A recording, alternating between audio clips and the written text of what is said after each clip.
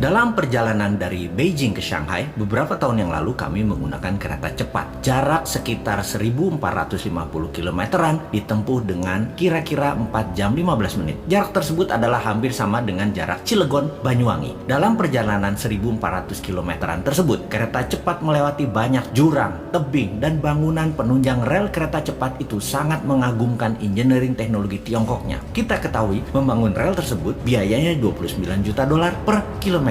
Lalu rencananya ada kereta api Jakarta-Bandung, juga Jakarta-Surabaya yang katanya akan menggunakan dana Tiongkok. Maaf, bacanya barang Tiongkok. Ternyata nilai investasinya sebagaimana yang banyak diketahui orang adalah $46 juta per kilometernya. Lalu mulailah manusia sontoloyo dan kaum New Mind bertanya sambil berpikir, kok lebih mahal ya? Padahal membangunnya nggak ada konstruksi seperti di Beijing, Shanghai yang ada tebing, ada jurang yang tinggi-tinggi, paling top terowongan yang dibangun ke arah Bandung maupun ke Surabaya. Kalau pakai harga $29 juta per kilometer harusnya bisa aja, atau bahkan mungkin lebih murah. Atau mungkin bunga banknya dan cost money-nya gede kali ya, maklum pakai yuan. Atau jangan-jangan proyek ini di markup ya. Kalau bener di markup, itu angka proyek yang luar biasa besar, yaitu sekitar $6 billion.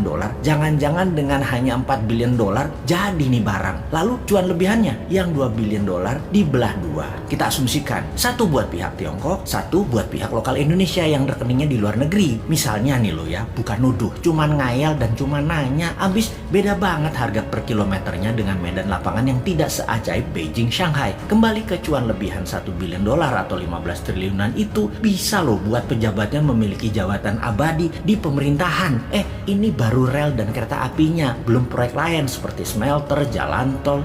Saya nggak berani terusin, takut bener. Kalau salah kan ya nggak apa-apa, karena memang harusnya salah dugaan kita. Tapi kalau bener tuh, amit-amit banget deh, pantas pengen berkuasa terus. Dan dipastikan yang berkuasa nanti ya, kalau nggak dirinya, keluarganya, atau gengnya. Jangan sampai New Mind kebuka semua ini nanti selisih-selisih proyek hutangannya.